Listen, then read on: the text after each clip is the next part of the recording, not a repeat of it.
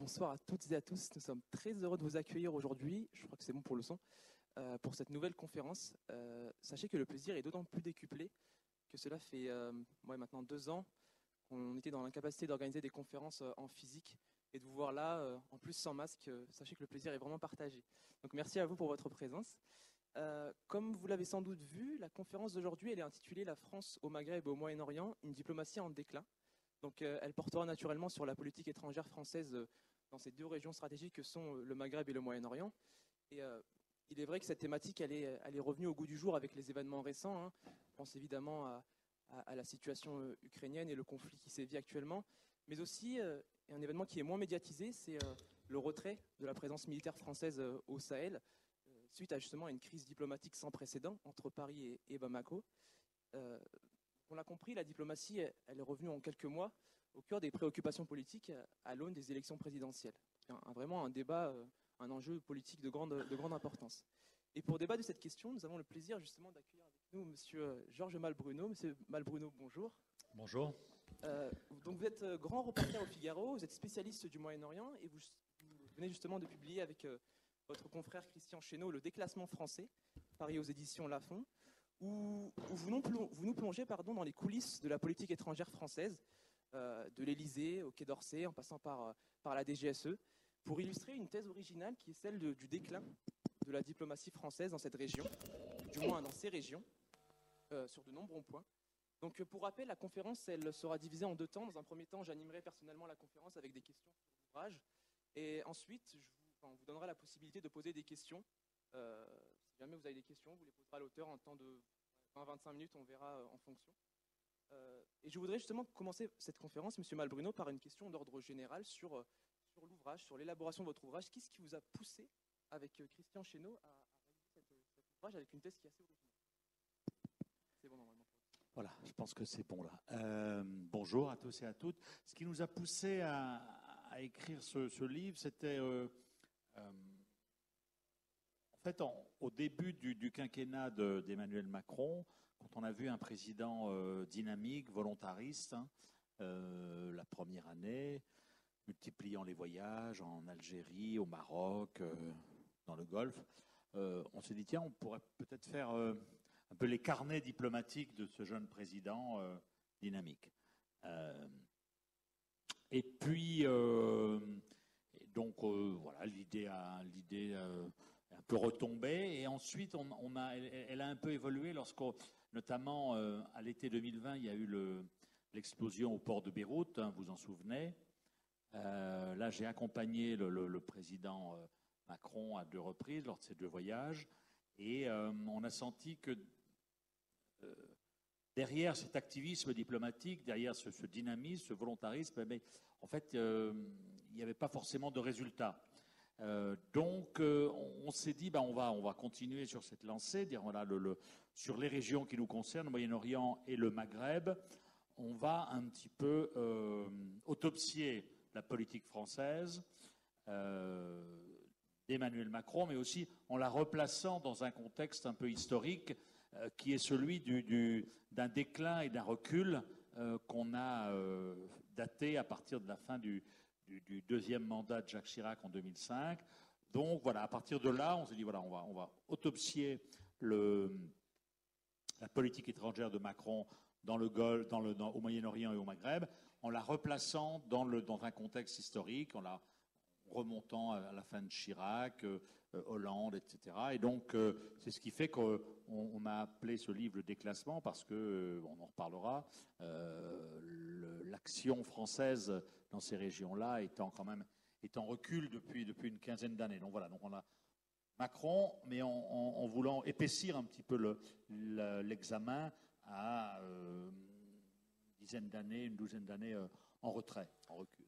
D'accord, mais on aura l'occasion justement d'en reparler sur le bilan du quinquennat de M. Macron s'agissant du Moyen-Orient. Et justement, vous évoquez la situation du Liban, vous avez eu l'occasion d'accompagner le président au Liban. Donc, le point de départ de votre analyse, c'est l'explosion du port de Beyrouth en août 2020, qui a causé la mort de plus de 200 personnes et blessé 6500 personnes, enfin au moins. Et justement, dans votre ouvrage, vous revenez en profondeur sur cet événement et vous soulignez le fait que M. Macron donc, intervient, se rend au Liban en urgence, donc 2 jours après, il me semble, et vous avancez le fait que initialement, c'est un succès diplomatique, enfin, symbolisé notamment par cette scène qui a été vraiment médiatisée d'embrassade avec un jeune Libanais. Donc initialement, pour vous, c'est un succès diplomatique pour M. Macron de se rendre vraiment Alors, au Liban.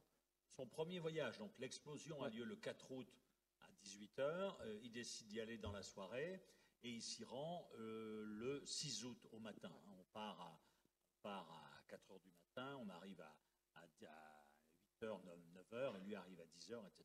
Il fait une visite éclair même pas il repart à 2 heures à minuit, donc il fait une visite de 14 heures. Qui était un succès, cette visite-là, parce qu'il est dans l'émotion, il est le premier chef d'État étranger à se rendre au Liban à un moment particulièrement dramatique, donc vous l'avez dit, plus de 200 morts, un quartier en ruine, des dirigeants libanais qui, eux, n'osaient pas s'aventurer près du port parce qu'ils se seraient fait conspuer. Donc Emmanuel Macron visite le port, et puis ensuite il remonte cette rue de Gemaizé, là où effectivement on raconte dans le livre comment tout ça avait été un petit peu préparé, et puis il y a cette scène avec une Libanaise où il s'étreigne, et il leur répète un peu à tous, je ne vous lâcherai pas. Donc cette première visite est un succès, et elle est intéressante aussi parce que au-delà de l'aspect émotionnel, de partager la souffrance, de venir témoigner la solidarité de la France à l'égard des Libanais, il y a aussi un message politique qu'il adresse, et très très fortement et très vertement, aux dirigeants libanais, qui réunit le soir à la résidence des Pins, qui est la résidence de l'ambassade de France à Beyrouth.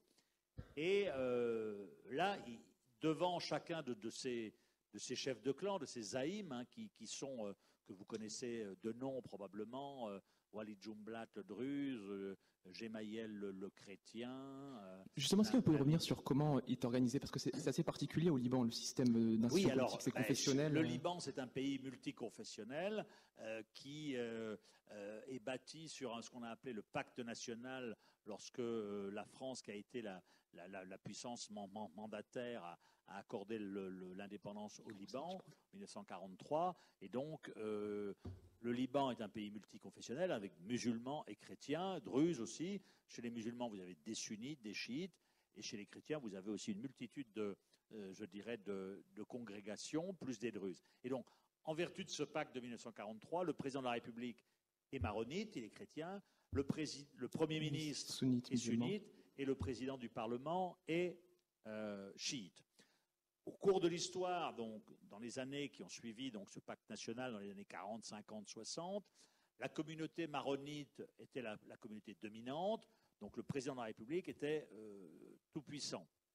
En général proche de la France. La France avait d'ailleurs auprès de lui une sorte de grande oreille. Et ensuite, vous avez eu la guerre civile à partir de 1975. Les chrétiens ont été les grands perdants de cette guerre civile, qui a vu les sunnites, au contraire,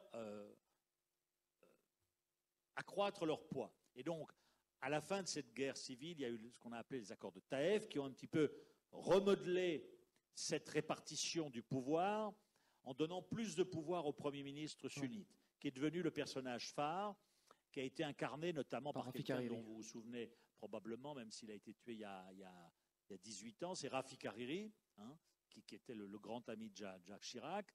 Et donc, ensuite, cette communauté sunnite est devenue un peu dominante. Et puis ensuite, et encore aujourd'hui, à partir de l'occupation israélienne du Sud-Liban et du Liban en 1982, dont ont été victimes surtout les chiites, eh bien, les chiites ont pris de l'importance grâce à un parti qui s'appelle le Hezbollah, qui a été créé par les gardiens de la révolution iranienne, qui a lutté contre l'occupation israélienne du Sud-Liban qui s'est terminée en 2000. Et vous avez aujourd'hui, donc, à l'issue de la crise que vit le Liban économique, sociale et financière, on en reparlera, eh bien, une communauté chiite et le Hezbollah, qui est la communauté dominante, y compris d'ailleurs démographiquement, puisque les chiites représentent environ 37% de la population, les sunnites 34-35% et les chrétiens 20-25%, le reste partageant entre druzes et autres minorités. Et donc vous avez eu un basculement, là, un basculement. Et donc, pour revenir à notre réunion de la résidence des Pins le 6 août à 18h, Macron les réunit tous ces zaïms, là, tous ces chefs de clan, qui sont des anciens chefs de guerre. Parce que, pour bien comprendre aussi le Liban et le fait que ce pays n'avance pas ou régresse, eh bien, la guerre civile s'est terminée en 1990, elle a commencé en 1975. Les chefs de guerre se sont convertis en chefs politiques après. Le seul qui est, je dirais entre guillemets, trinqué, c'est Samir Jaja, le chrétien patron des forces libanaises. C'est le seul à avoir fait de la prison, il a fait 9 ans de prison. Sinon, tous les autres sont devenus de chefs de guerre, sont devenus des chefs politiques. Et donc, c'est eux qui tiennent le système aujourd'hui. Nabi Berri, le patron du Parlement, qui était le patron du groupe Amal, un groupe chiite. Samir Jaja, l'ancien des forces libanaises, qui est là. Et d'autres. Walid Jumblat, le druze. Donc il les a tous réunis, y compris le représentant du Hezbollah. Ouais. Le Hezbollah, donc c'est le parti chiite. Mohamed Rad, c'est sûr. Qui est considéré, le Hezbollah, par, je dirais presque les 3/4 de la planète comme un mouvement terroriste, pour son action contre Israël, mais pas par la France. Et donc Emmanuel Macron, de manière pragmatique, se dit, si je veux réformer le Liban, si je veux profiter, entre guillemets, de cette explosion pour relancer le Liban, le doter d'un gouvernement, engager des réformes indispensables au sauvetage, il faut y associer tout le monde, y compris le Hezbollah. Donc il y a autour de cette table Mohamed Rad, représentant du Hezbollah. C'est quand même la première fois qu'il y a un dirigeant d'un grand pays, la France, membre du Conseil de sécurité de l'ONU, membre permanent du Conseil de sécurité de l'ONU, un dirigeant qui serre la main de Mohamed Rad. Et d'ailleurs, il m'a raconté, Mohamed Rad, que lorsque Emmanuel Macron est rentré dans le salon à la résidence des Pins pour accueillir tous ces chefs politiques, là, il leur a serré la main et il avait effectivement un message particulier adressé à Mohamed Rad. Et donc, il lui a pris la main. Comme notre président est quelqu'un qui est assez tactile, on y reviendra, il est cordial sans être chaleureux, mais il est assez cordial, eh bien, il lui a pris la main pendant 1 minute et il attendait, comme il ne parle pas l'arabe et que Mohamed Rad ne parle pas le français, il attendait la traductrice. Ouais. La traductrice n'était pas là. Et donc Mohamed Rad me dit, moi je me retrouve pendant 1 minute avec un président de la République qui me tient la main. Il ne m'a pas dit, il tient la main d'un terroriste, mais en fait c'était un petit peu ça qu'il voulait dire. Donc il était un peu décontenancé. Ils buvaient du petit lait, évidemment, le Hezbollah, parce qu'ils se retrouvaient projetés sur le devant de la scène. Et donc, à chacun d'eux, en tout cas collectivement, Macron leur tient des propos très durs, que j'avais d'ailleurs rapportés dans mon papier, en leur disant, en gros, notamment, vous avez tous touché, vous le savez, et vous savez que je le sais, etc. Donc, à la méthode Macron, il leur met des baffes, pensant que, leur disant aussi, regardez, votre pays est au bord du chaos, du précipice. Il faut vraiment arrêter vos chicayas. Il faut vous entendre pour former un gouvernement, parce qu'il n'y avait plus de gouvernement, justement, il venait de démissionner. Il faut s'entendre entre vous, parce qu'il faut savoir qu'au Liban, en général, pour former un gouvernement, pour que toutes ces communautés s'entendent entre elles, eh bien, il faut 6 mois, 10 mois, 1 an. Parce qu'en plus, c'est une petite parenthèse, mais c'est important, le Liban est un pays qui a une souveraineté très limitée, parce que vous avez ces communautés qui se détestent entre elles. Le problème de ce pays, un des problèmes, c'est que la guerre a été terminée en 1990, mais aucune leçon n'a été tirée de la guerre. Les communautés sont recroquevillées sur elles-mêmes, les chrétiens sont à l'est, les musulmans à l'ouest, et il n'y a plus de ligne de démarcation comme pendant la guerre, mais dans les têtes, il y a toujours une ligne de démarcation, et quand vous dites à une chrétienne ou à un chrétien, je vais au sud Liban, à Tyr, à Nakura, elle n'y est jamais allée pratiquement. Donc voilà, il n'y a pas eu de réunification, il n'y a pas eu de travail de réconciliation. Donc voilà, ils se chamaillent tout le temps, y compris au sein des musulmans, entre chiites et sunnites, notamment depuis une dizaine d'années que il y a un conflit entre chiites et sunnites dans l'ensemble du monde arabe. Donc Emmanuel Macron les secoue et leur dit, je reviendrai dans 3 semaines et d'ici là, vous avez intérêt à vous entendre pour former un gouvernement. Et donc ils sont assez. Je me souviens, moi j'ai pas assisté, mais j'attendais dehors, et quand ils sont sortis, ils avaient des mines de gens qui s'étaient fait Mais c'est tenser. problématique, ça. Ça veut dire que Macron arrive, enfin je cite, il dit « Je veux des réformes, un gouvernement d'union nationale ». Il y a Mohamed Rad sur la feuille de route française, il dit « Il nous parlait comme à des gamins ». Donc là, ça pose problème en termes d'ingérence, on est bien servi là. Oui, c'était effectivement le dilemme, mais qui n'en était pas vraiment un, parce que effectivement, je me souviens d'avoir posé la question à quelqu'un de l'entourage de Macron. Il y avait d'ailleurs des critiques à l'issue de ce voyage, mais c'était début août, c'était le 6 août. Ouais. Beaucoup de journalistes étaient en vacances. J'y fais allusion parce que c'est important pour ce qui va se passer après. Cette rencontre avec le Hezbollah, finalement, est passée un peu inaperçue en France. Moi, j'y avais fait allusion dans mon papier, mais sans en rajouter. J'en rajouterai plus tard, 3 semaines après, et on en reparlera. Mais effectivement, il utilise un ton extrêmement paternaliste. Paternaliste. Ouais. Impératif. Le prof qu'il est souvent, d'ailleurs, Macron, qui est avec son doigt pointé, vous devez faire ci, vous devez faire ça, etc. Alors, c'était bien fait. Simplement, en face, il a des gens qui ont 60, 70 ans, qui ont fait 15 ans de guerre civile, qui ont une résilience très forte, et qui ont l'habitude justement de botter en touche, de dire oui, Inch'Allah, etc. Bon. Et c'est là où effectivement il a péché par excès de confiance. Alors effectivement, il y a eu de l'ingérence, mais dans un pays comme le Liban, qui est un pays, donc je vous disais, grande division entre communautés. Ça a été banalisé, quoi, l'ingérence. Mais aussi, le Liban est un pays qui a très peu de souveraineté, parce que chacune des grandes communautés a un parrain extérieur, un grand électeur. Les Maronites, ça a souvent été la France, parce que la France a été la puissance mandataire en 1920. Voilà, on se retourne vers la France. Les Sunnites, c'est l'Arabie Saoudite, qui sont, comme vous le savez, le grand pays sunnite, gardien des lieux saints, etc. Et les Chiites, c'est l'Iran. Et donc chacun de ces 3 pays fait de l'ingérence.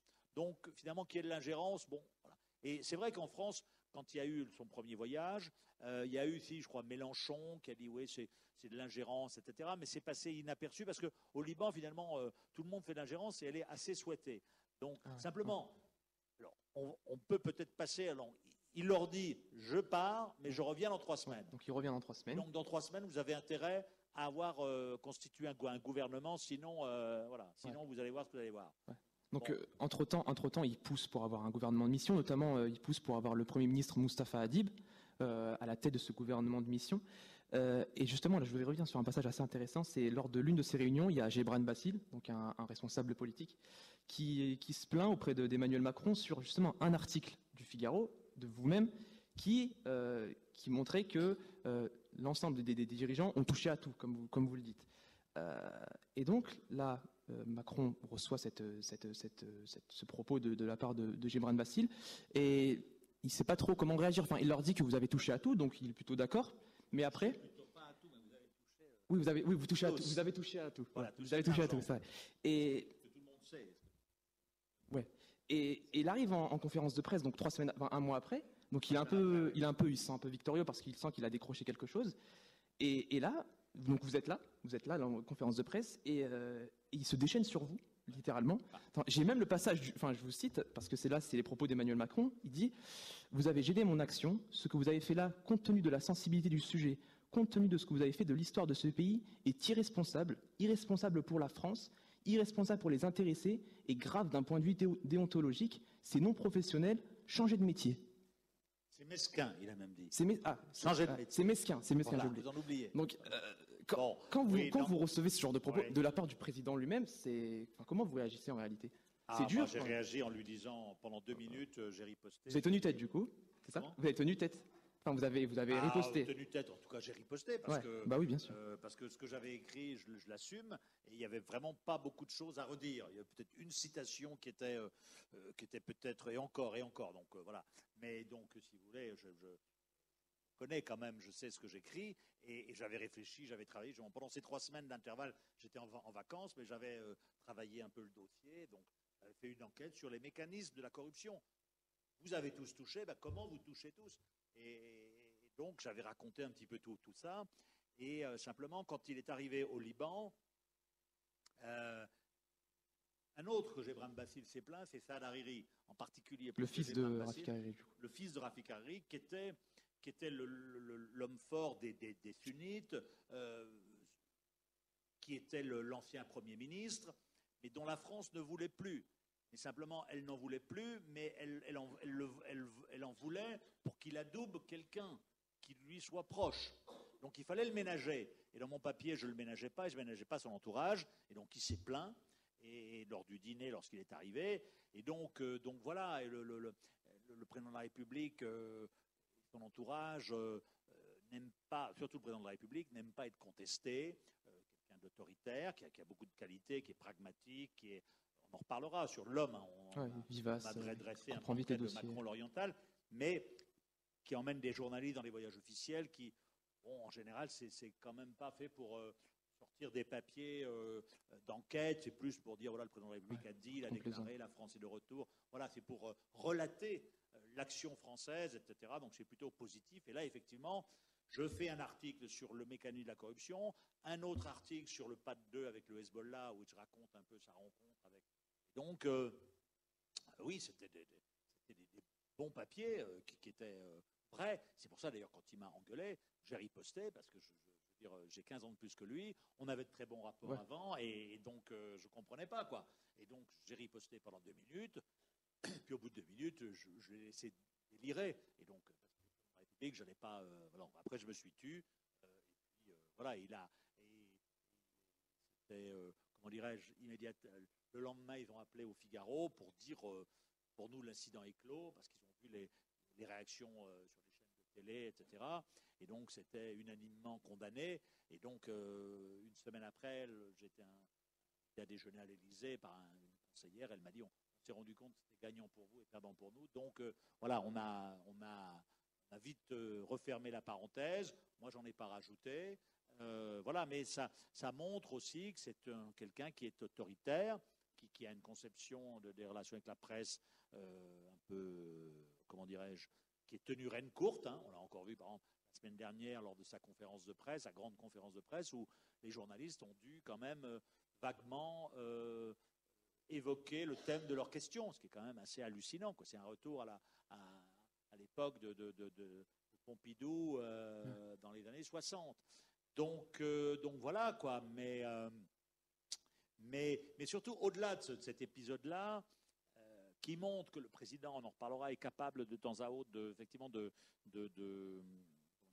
perdre son sang-froid et d'exploser. Et au-delà de ça, ce qui s'était passé, c'est que lors de ce deuxième voyage, lors du premier voyage, je lui avais posé une question, parce que je savais que c'était, on en parlait dans son entourage, dire, si jamais les gens à qui vous avez dit, vous avez tous touché, donc je vous mets une baffe, etc., mais il les avait plus ou moins menacés de les sanctionner. Il a répondu à ma question, je lui ai dit, est-ce que vous envisagez, si jamais ils n'obtempèrent pas, des sanctions contre eux? Et il a dit, je n'exclus rien. Donc c'était intéressant. Après, je me baladais dans les jardins de la résidence, il était venu me voir, sans que je lui demande rien. Il m'avait dit, oui, on y pense aux sanctions, mais pour qu'elles soient efficaces, il faut qu'elles soient avec les Américains, etc. Très bien. Il revient 3 semaines après, il en remet une loge dans l'avion avec une consoeur, il dit, s'ils n'obtempèrent pas, ils s'exposeront à des punitions, etc. Donc voilà. C'est ce qu'il fallait faire, parce qu'en face de lui, il a des vieux crocodiles qui ont un cuir épais comme ça, dont leur argent est tous planqués à l'étranger. Leurs femmes adorent venir à Paris, les Libanaises sont très coquettes, etc. Elles aiment bien venir faire leur shopping à Paris. Donc si vous les touchez au portefeuille, si vous leur imposez un travel ban, une interdiction de sortir du pays, ça va faire mal. Et donc il arrive avec cette menace-là, son sabre, et puis après, à l'issue et moi je parle de ces sanctions, de cette menace de sanctions qui avait fait frémir un petit peu les dirigeants libanais, parce que certains m'avaient appelé pour me dire mais oui, le président vous a vraiment dit qu'il va nous sanctionner, vous avez peur, etc. J'ai dit oui, il m'a dit ça, je ne sais pas si vraiment en tout cas. Donc ils ont eu un peu chaud aux fesses pendant trois semaines, et puis ensuite, à l'issue de son deuxième voyage, parce qu'il avait besoin de Saad Hariri et d'autres, et parce que sanctionner un pays certes corrompu mais qui nous a rendu service dans le passé, la corruption, vous savez, il faut être deux, hein, il y a un corrupteur et un corruptible, il y a celui qui prend et celui qui donne.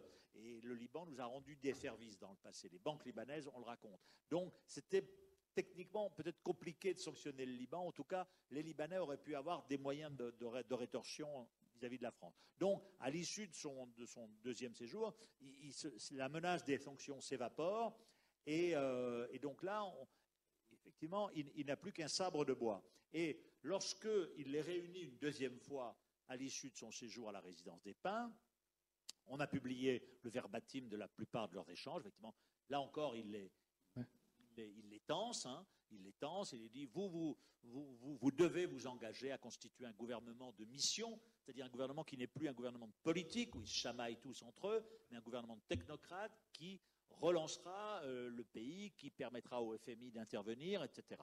Et donc, il leur dit oui, il faut faire ci, il faut faire ça, etc.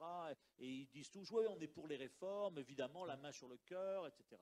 Donc, il sort de la réunion, et c'est là où le style Macron s'expose, et on l'a vu d'ailleurs à l'issue de sa rencontre avec Poutine aussi, où il sort de la réunion et il nous annonce, triomphalement presque, j'ai obtenu l'engagement que sous 15 jours, il y aura un gouvernement de réforme, etc., etc., etc. Les 15 jours sont écoulés, il n'y a pas eu de gouvernement de réforme.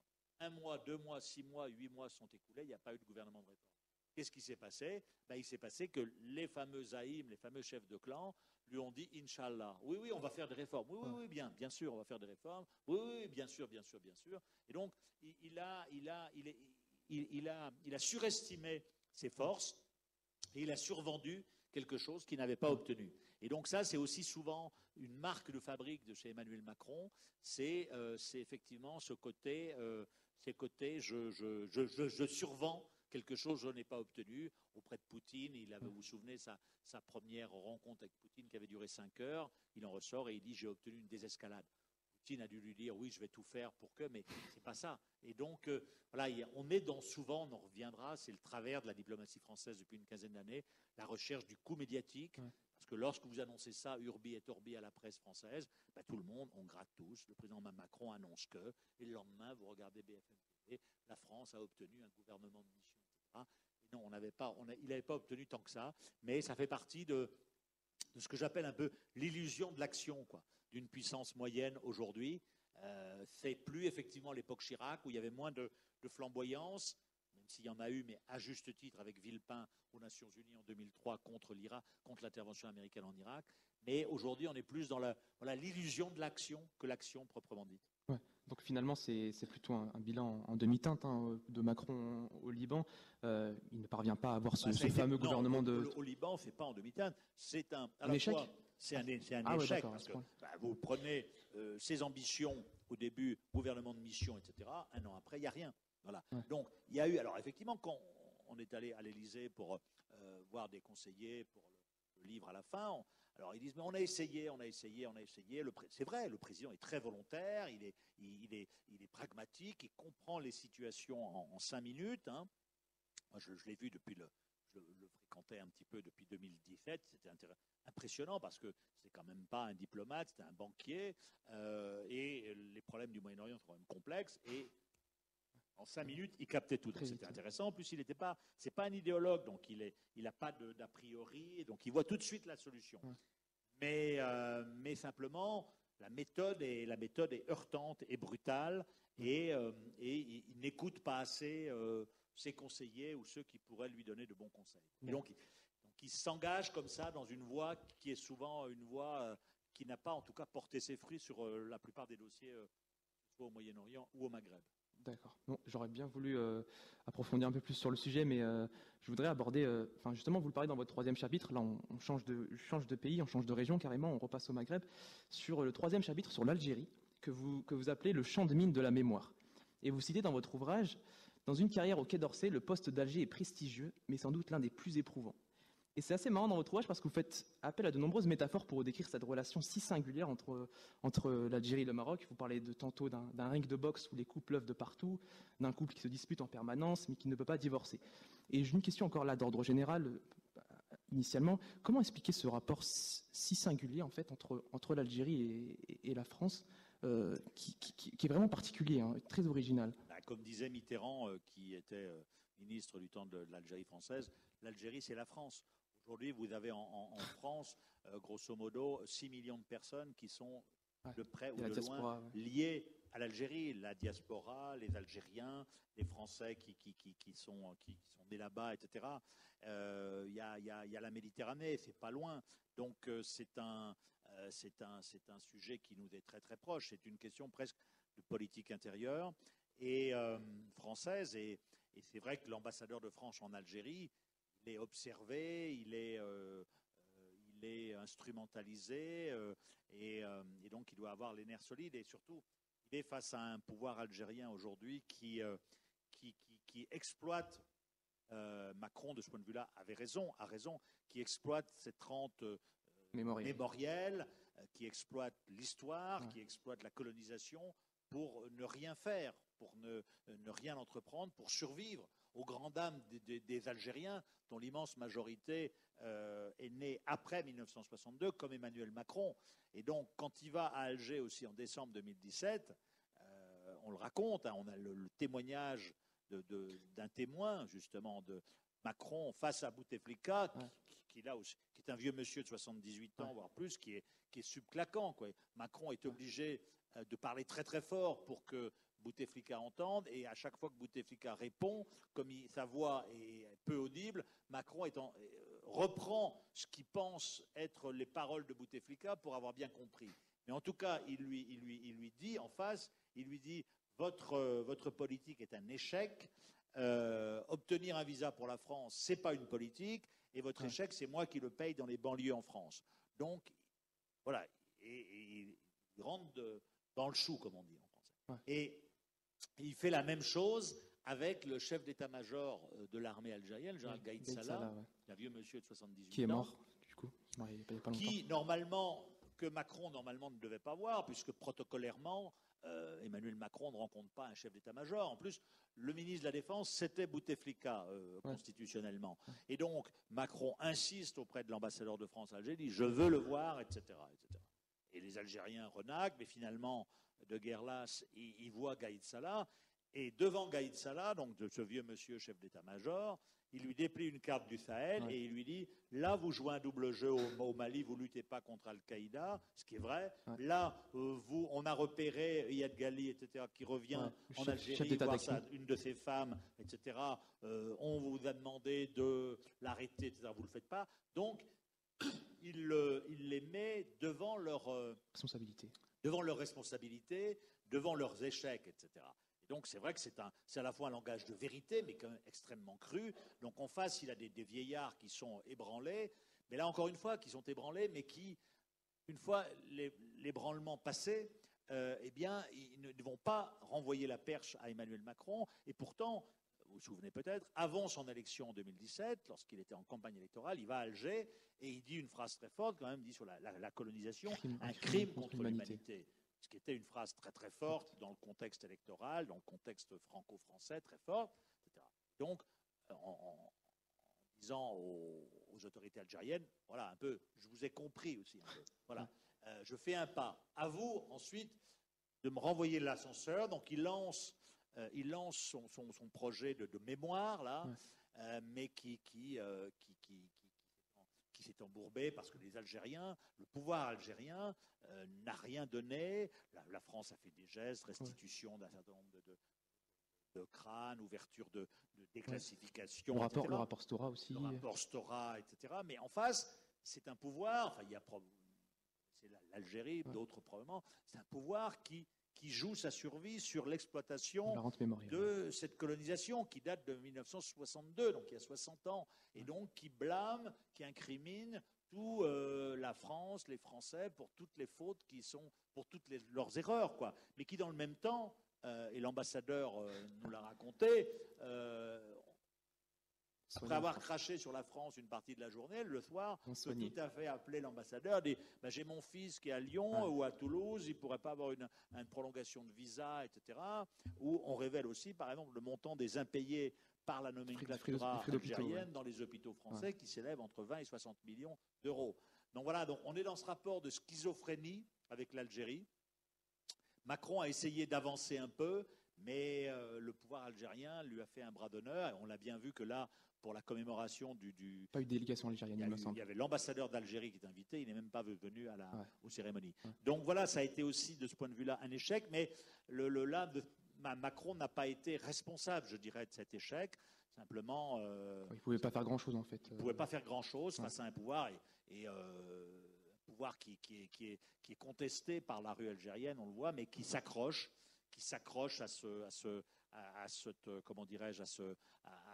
cette rente de la mémoire, cette rente historique, mais qui a une influence et qui a comment on dit en anglais, un leverage, un moyen de pression sur la France, parce que par exemple, pour que la France intervienne au Mali, pour que nos avions aillent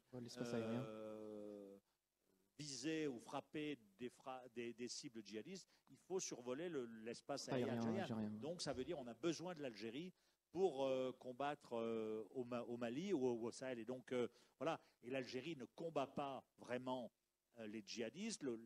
L'accord qui est passé entre eux, le pouvoir algérien et les djihadistes, notamment AQMI, c'est de dire vous emmerdez les Français au Mali, mais chez nous, alors vous rentrez, Yed Gali, voir votre femme pendant une semaine, mais vous ne frappez pas chez nous, etc. Et donc, c'est ce double jeu qu'Emmanuel Macron a voulu dénoncer devant les autorités algériennes, mais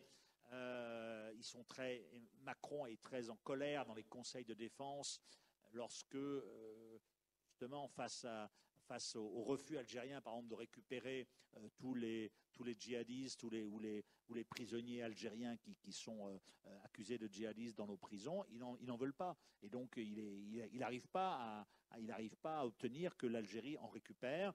Et puis, effectivement, il y a les vagues d'immigration un peu clandestines, effectivement, dont les chiffres sont certainement sous-évalués. Donc, et on sait que aussi les services de renseignement français sont inquiets sur l'avenir de l'Algérie, parce que s'il y a un jour ou l'autre une dégradation de la situation, un pourrissement, une nouvelle guerre civile, migratoire, eh bien, il y aura une vague migratoire en France, et donc c'est un sujet qui l'inquiète.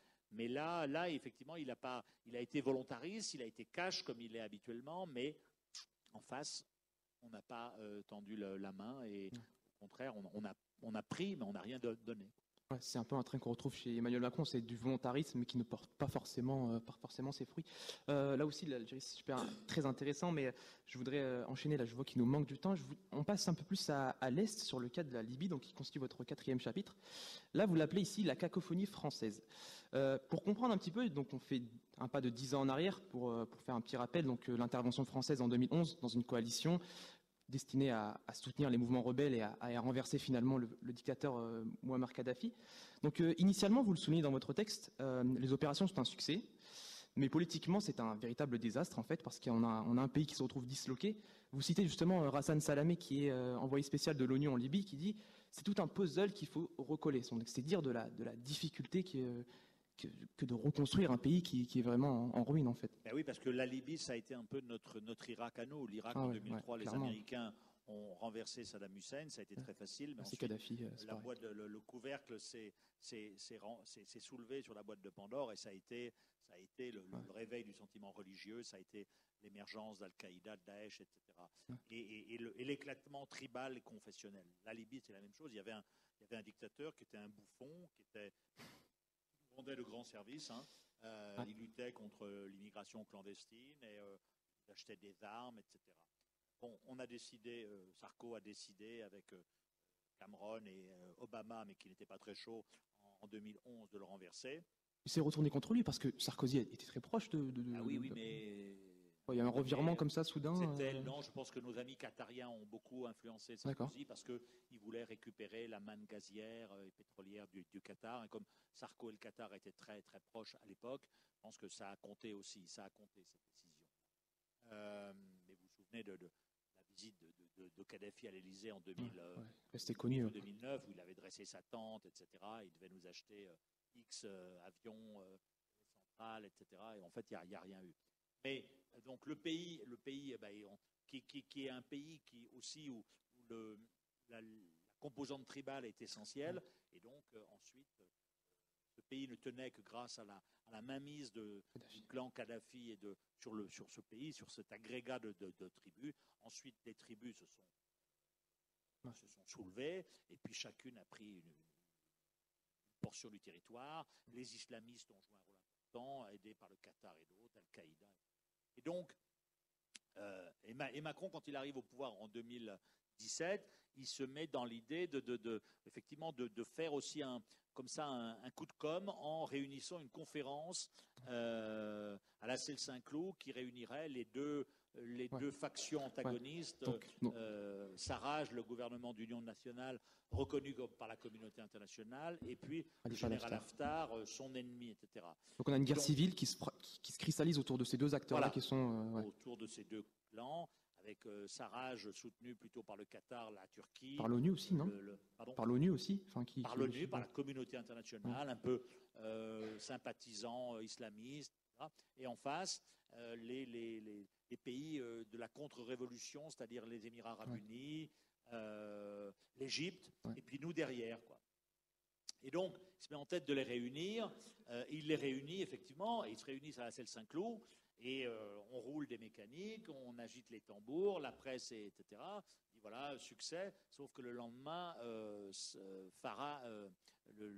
Haftar dit: moi je suis venu, mais je n'ai rien signé, et donc je suis venu, mais ça n'engage en rien. Donc, et à l'époque, justement, les diplomates au Quai d'Orsay ou même à l'Élysée étaient très sceptiques sur cette initiative prise par Emmanuel Macron, qui sur ce dossier s'est entiché d'un monsieur qui s'appelle Paul Solaire, qui est un ancien militaire des forces spéciales, qui avait participé à la guerre en 2011, qui connaît très bien le terreau libyen, et qui a sympathisé avec Emmanuel Macron pendant la campagne de 2017, et ils sont devenus très amis, et donc ce personnage-là est devenu le conseiller Libye d'Emmanuel Macron, mais sans apparaître vraiment, jusqu'à récemment, il n'apparaissait pas dans l'organigramme de l'Élysée.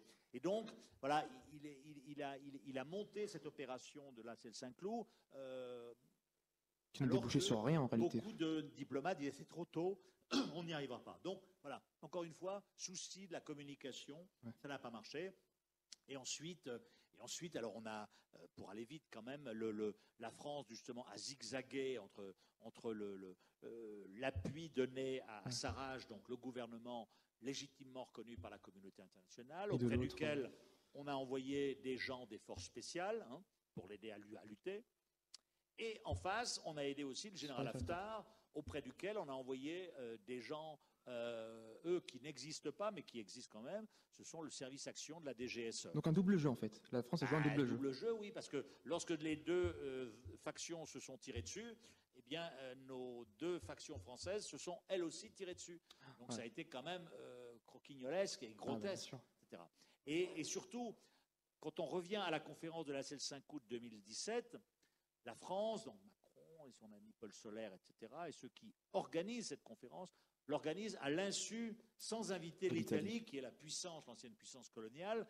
C'est un peu comme la France à l'égard du Liban. La France à l'égard de l'Algérie, c'est voilà, l'Italie et la Libye sont intimement liés. Et donc ça a été perçu comme un coup de poignard dans le dos par l'Italie. Et donc ensuite, il y a eu des bisbilles franco-italiennes qui ont longtemps pesé sur ce dossier. In fine, ça a été un échec. Ça a été un échec, on le voit encore aujourd'hui. Les élections devaient avoir lieu en décembre. Il n'y a pas eu d'élections. Et donc, oui, pour le coup, la Libye a été un gros échec. Autant l'Algérie, ce n'est pas un échec parce que, en tout cas, il n'est pas imputable à Emmanuel Macron. Autant sur la Libye, là, vraiment, l'échec est imputable à la France. D'accord. Mais vous citiez Hassan Salamé, juste pour finir, mais ça montre bien aussi un peu tempérament ou la façon de faire du président de la République. On a interrogé Hassan Salamé, qui était l'émissaire de l'ONU pour la Libye, qui est un franco-libanais, qui a une grande expérience diplomatique, qui a été en Irak, qui a été un petit peu partout, et qui nous raconte justement, à un moment donné, quand il est nommé envoyé spécial de l'ONU, il est appelé par le cabinet d'Angela Merkel en lui disant venez m'expliquer. Angela Merkel dit venez m'expliquer la Libye. Et donc, c'était pendant ses vacances, il va à Berlin et il passe 3 heures à expliquer à Angela Merkel la Libye, le bourbier, les différentes factions, etc., etc. Angela Merkel est devant lui avec son petit calepin, elle prend des notes, elle pose des questions sagement, elle lève le doigt. Il nous raconte aussi comment il va voir Emmanuel Macron, et là, changement de décor, c'est le président qui dit ça, voilà. Donc ce côté je sais tout, c'est vrai qu'il sait beaucoup de choses, il comprend beaucoup de choses, mais le problème c'est qu'on a un président qui comprend beaucoup de choses, ça c'est incontestable, mais il lui manque l'approche, l'approche de terrain, l'approche humaine, l'approche, dire voilà, non, la solution c'est ça. Bon, c'est ça. Le manque de patience aussi. Le manque de patience, il faut aller vite. Et puis le fait, vous êtes en face de gens qui sont des crocodiles. Donc attention, vous allez vous faire manger. Donc mettez-y les formes, etc. Et donc c'est le défaut, c'est ce manque de penser qu'effectivement, il y a un problème, il y a une solution qu'on voit, on trace, à la manière d'un banquier d'affaires ou d'un directeur de think tank. Il y a un problème, on diagnostique. Le diagnostic est bon la plupart du temps. Mais la solution ou la mise en œuvre de la solution, elle laisse souvent à désirer parce qu'il manque le facteur humain, il manque voilà, on y reviendra sur l'Iran, c'est pareil, il faut Moyen-Orient, c'est pas la France. Donc il faut prendre son temps, il faut accepter un certain nombre de reculades, il faut y mettre les formes, il faut voilà, et donc ça manque ça. Trop flamboyant en fait, il veut trop faire le coup. Trop de flamboyance, trop de certitude de la part d'un dirigeant d'un pays qui n'est plus qu'une puissance moyenne, quoi. Si on était les États-Unis, on pourrait se permettre de menacer, etc. Parce qu'on menacerait non pas avec un sabre de bois, mais qu'avec un vrai sabre. La France aujourd'hui, elle est beaucoup moins prise au sérieux parce que notre économie est en régression, et donc on compte beaucoup moins. Ça participe aussi de notre déclassement, c'est que notre poids économique en Algérie, au Liban, un petit peu partout dans cette région, est quand même globalement en régression. Notre poids linguistique, la force du français en Algérie, au Liban et ailleurs. En Irak aussi, vous en parlez dans votre... Au Moyen-Orient, régresse parce que quand on a 15 ou 18 ans, quand on est un jeune algérien ou libanais, etc., ok, c'est sympa la France, mais qu'est-ce qu'on va faire en France? L'économie française, on a 10% de chômeurs, etc. Donc ils vont en Allemagne, ils vont au Canada, ils vont dans des pays dont l'économie est beaucoup plus dynamique. Et donc tout ça participe de notre déclassement. Justement, vous parlez de l'Iran, et je voudrais rebondir dessus. Vous en parlez dans votre 5e chapitre. Pour faire un petit un retour contextuel, la relation France-Iran, vous la qualifiez de chaotique depuis le renversement du pouvoir en 1979 et la proclamation de la République islamique. C'est vrai que les relations entre la France et l'Iran ont été catastrophiques. On sait le rôle, vous le soulignez, le rôle de la France dans la guerre Irak-Iran. Elle a livré des avions de guerre. Téhéran a répliqué avec le terrible attentat de Beyrouth qui a causé la mort de plus de 58 soldats français. Et justement, depuis les années 2000, on a une politique étrangère française qui se concentre sur les ambitions nucléaires de Téhéran. Et c'est là où c'est très intéressant dans votre ouvrage. Vous semblez dénoncer le rôle joué par l'État profond, entre guillemets. C'est-à-dire je ne semble pas, je le dénonce. Oui, vous le dénoncez.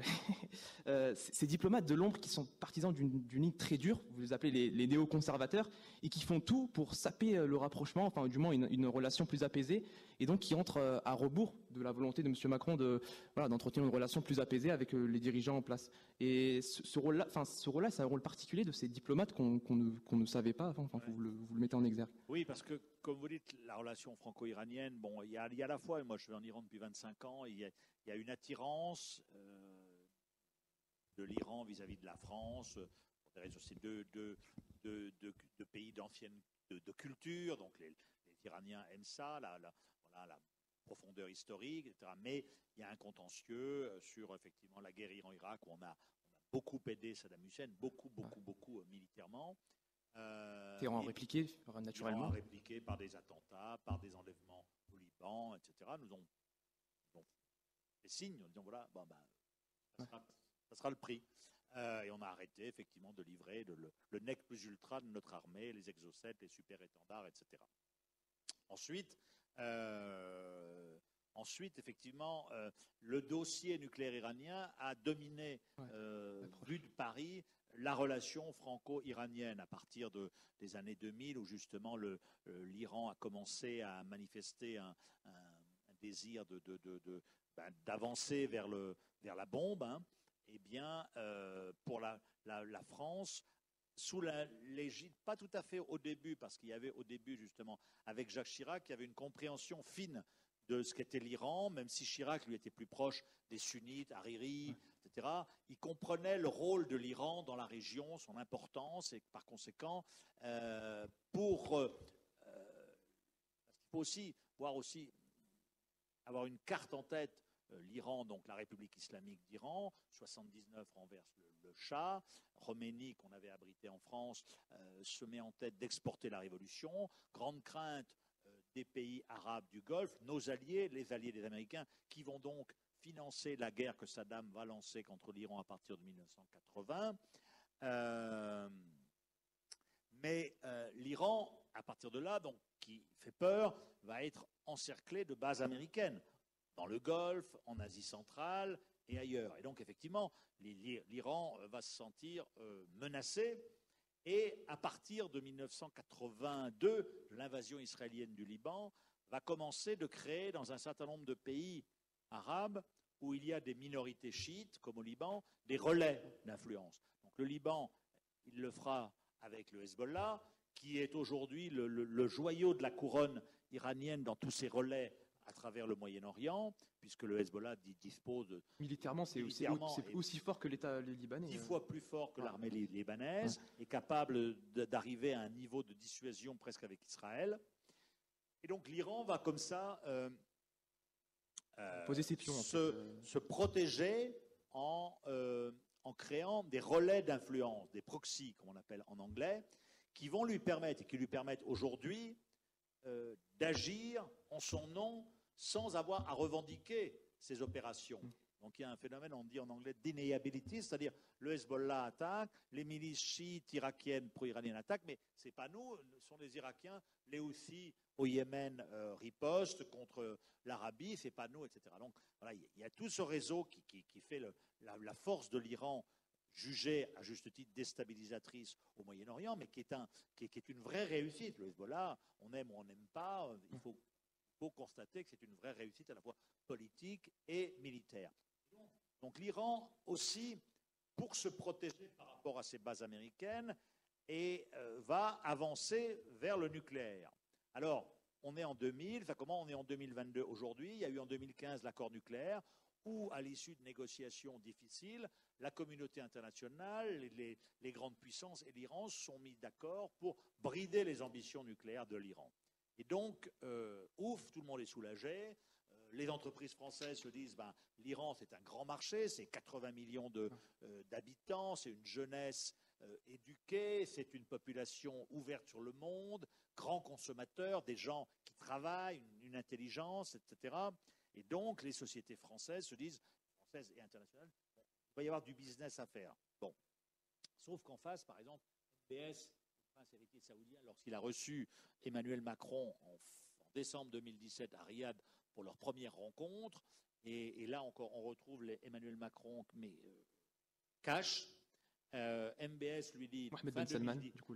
Comment Mohamed Ben Salman. Voilà, Mohamed Ben Salman, le roi de facto aujourd'hui de l'Arabie Saoudite, celui qui a commandité, en tout cas, qui a la responsabilité de l'assassinat horrible de Jamal Khashoggi en Turquie, eh bien, MBS lui dit en décembre 2017, donc 2 ans après la signature de l'accord nucléaire iranien, avant que Trump s'en désengage, MBS dit à Macron, qui vient faire connaissance avec lui, rapidement, il lui dit, j'ai appris que les sociétés françaises allaient aller en Iran faire du business. Si elles vont en Iran, elles ne viendront pas en Arabie Saoudite. Macron, du tac au tac, lui répond « On ne parle pas comme ça à un président de la République française ». Donc, c'est cash, et d'où le début de leur problème entre eux, parce que ça n'a jamais accroché. Et voilà. Mais là, il lui a répondu cash, etc. Et donc l'Iran, pour revenir donc à ce pays, alors sur le nucléaire iranien, en France, alors en 2003, il y a eu Chirac avec de Villepin, en partenariat avec les Britanniques et les Allemands, ont entamé un processus de négociation avec les Iraniens qui a avancé, etc. Et ce processus, pour revenir à votre remarque et ce qu'on raconte dans le livre, c'est que ce processus de négociation, soutenu par la France, a été au Quai d'Orsay contrarié, pour ne pas dire plus, par un groupe de diplomates néoconservateurs, c'est-à-dire proches des thèses néoconservatrices américaines, qui se font appeler la secte, qui sont des gens qui sont très pro-américains atlantistes, anti-iraniens primaires, pro-israéliens, et qui sont farouchement anti-prolifération. Et donc, ils ont vraiment défié, à certains moments, l'autorité de Jacques Chirac, qui, à partir des années fin 2005-2006, 3 ans après son non à l'invasion américaine de l'Irak, avait le souci de se rabibocher avec les Américains. Il envoyait son conseiller diplo Gourdeau-Montagne tous les mois à Washington, voilà, parce que ça avait quand même pesé sur les relations, etc. Il avait fait un très bon coup, c'était pas qu'un coup, c'était une clairvoyance qu'il avait eue, une vision, mais ça avait coûté à la France. Et donc, il a le souci, Chirac, à partir de la fin 2005, début 2006, de se rabibocher avec les États-Unis. Et c'est là, justement, où on fait dater le début de notre déclin, parce qu'à partir du moment où la France perd son originalité, sa voix singulière au Moyen-Orient et au Maghreb, eh bien, elle n'intéresse plus personne, quoi. Et donc, cette voix singulière a été perdue encore plus après sous Sarko, qui a réintégré le commandement intégré de l'OTAN, qui est redevenu encore plus proche d'Israël, etc. Et donc, la France, à partir des années 2006-2007, amorce ce virage et perd sa singularité, sa capacité d'être médiatrice entre le belligérant, etc. Et donc, de ce fait, perd son rôle, quoi. Ouais. Et donc, sur l'Iran, oui, vous avez cette équipe qui est toujours... toujours aussi influente. Oui, qui est toujours très influente, parce que le dossier... La relation avec l'Iran en France est vue à travers le prisme du nucléaire. Et donc, ce sont les mêmes personnes, cette équipe de diplomates néoconservateurs qui se font appeler eux-mêmes la secte, hein, qui eh bien, ont géré ce dossier depuis 15 ans. Philippe Herrera, aujourd'hui, qui a négocié à Vienne, c'était le même qui a 15 ans avec François Richier, Gérard Haraud, etc., était à la pointe et qui parfois allait au-delà, enfin, mettait des bâtons dans les roues de Chirac, on donne des exemples, pour faire en sorte de durcir la position française. Et d'ailleurs, les Américains l'ont très bien exprimé dans un télégramme diplomatique daté de 2010, qui a été révélé par Wikileaks, où vous avez un télégramme qui est rédigé par l'ambassade américaine à Paris, qui est intitulé « La France à la pointe du glaive », c'est-à-dire à la pointe de la flèche, qui raconte comment les positions françaises vont souvent au-delà des positions américaines sur l'Iran. On l'a vu lors des négociations qui ont conduit à l'accord de 2015. Fabius, vous vous souvenez, peut-être, a été plus royaliste que le roi, réclamant des garanties, etc., pour faire plaisir à Israël, pour faire plaisir à nos alliés du Golfe, dont on pensait qu'ils allaient nous acheter tel ou tel matériel, signer tel ou tel contrat, et finalement, ça ne s'est pas fait. Donc il y a cette continuité, là, effectivement, de la France vis-à-vis de l'Iran. Et là, en contrepartie, les Iraniens font ce qu'ils ont toujours fait, c'est-à-dire quand on retient, par exemple, aussi en France, un ingénieur iranien qui atterrit à Nice, qui est réclamé par les États-Unis, la justice française l'arrête, et les Iraniens disent aux Français, c'est pas bien, donc on arrête. Il y a un jeune Lyonnais, là, Benjamin Brière, ouais, qui est de Lyon, il utilisait des drones et il a finalement été à la prison.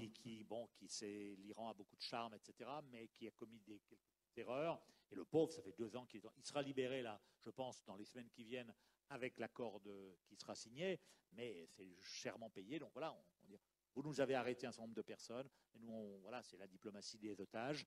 Mais effectivement, entre la France et l'Iran, il y a cette espèce de relation qui est à la fois, pas d'amour-haine, mais c'est un peu ça, quoi. Et alors, Macron a voulu, lui, justement, parce qu'il n'était pas... Apaiser les relations, non? Il a voulu apaiser les relations. Il a voulu apaiser, il a voulu nouer une relation téléphonique, en tout cas très forte, avec le président Rouhani. Il l'appelait souvent. Il y avait une volonté d'essayer de négocier. Il avait fait venir à Biarritz, vous vous souvenez, au G7 de 2019, Javad Zarif. Il voulait jouer un rôle entre Trump et les Iraniens, quoi. Toujours un peu se dire, moi je vais réussir à, etc. Il a essayé, mais c'était assez maladroit parce que il a essayé après aux Nations Unies d'organiser une visioconférence entre Trump, Rouhani et lui en septembre 2019, mais c'est là où on voit aussi le caractère un petit peu, comment dirais-je, presque immature de la politique extérieure française, parce que le président de la République iranienne, Hassan Rouhani avant, aujourd'hui Ebrahim Raïssi, n'est qu'un Premier ministre dans la 5e République française. Il a très peu de pouvoir. Celui qui a le pouvoir, c'est le guide suprême de la République islamique et qui déteste les Américains, qui est quelqu'un qui est attaché à la révolution, à l'anti-américanisme, etc. Et c'est lui qui dirige tout. Le président, c'est le chef d'orchestre, c'est le chef des cuisines, mais il n'a pas les clés. Et donc, penser que moi, Emmanuel Macron, je vais réunir dans une même pièce, ou en tout cas avec 2 écrans, Rouhani et Trump, c'était d'une naïveté confondante, quoi. Mais voilà, c'est pareil, c'est le show-off, et le lendemain, la presse a dit la France a failli, etc. Donc on est dans l'illusion de l'action, mais ça n'a pas marché.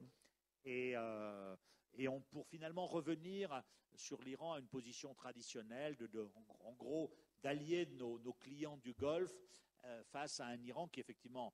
alors, il faut savoir quand même qu'en 2018, Donald Trump s'est retiré de cet accord que les Iraniens avaient respecté, etc. Donc les Iraniens, eux-mêmes se sont désengagés et ont repris leur marche vers la bombe. Et aujourd'hui, ils ont la capacité, le know-how, le savoir-faire pour construire une bombe.